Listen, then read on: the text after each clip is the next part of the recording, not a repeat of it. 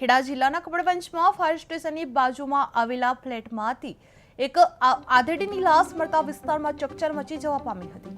જમીના બજાર વિસ્તારમાં બાયોટેશનની બાજુમાં આવેલા બંધ મકાનમાંથી 59 વર્ષીય સંજયભાઈ કિશોરભાઈ ચૌહાણની નગ્ન હાલતમાં લાશ મળી આવી હતી। જે આ ઘટનાની જાણ થતાં પોલીસ ઘટનાસ્થળે પહોંચ્યું હતું અને મૃતદેહને કપડવંજ હોસ્પિટલ ખાતે ખસેડી આગળની તપાસ ધમધમાટ શરૂ કરવામાં આવ્યો હતો। જે સમગ્ર મામલે પોલીસે તમામ દિશામાં તપાસ હાથ ધરવામાં આવી રહી છે। જે કપડવંજમાં બંધ મકાનમાંથી લાશ મળી આવી હતી।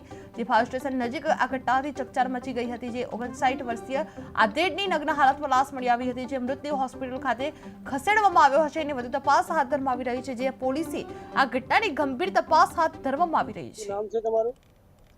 હુસૈની સૈફુદ્દીન ગોહિલ, નગરપાલિકા ટેક્સ સુપરિન્ટેન્ડન્ટ ઇન્ચાર્જ।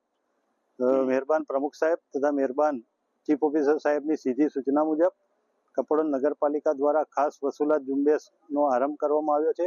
જે પૈકી અમે 2200 જેટલા બાકીદારોને નોટિસોની બજાવણી કરવામાં આવી છે અને અભિયાન ચાલુ છે। જે પૈકી અમારું 12 કરોડ રૂપિયાનું માંગણું હતું એ પૈકી અમે આજ દિન સુધી 2.5 કરોડ રૂપિયા જેટલી આશરે વસૂલાત કરવામાં આવી છે અને આ અભિયાન 31 માર્ચ સુધી ચાલુ રહેશે।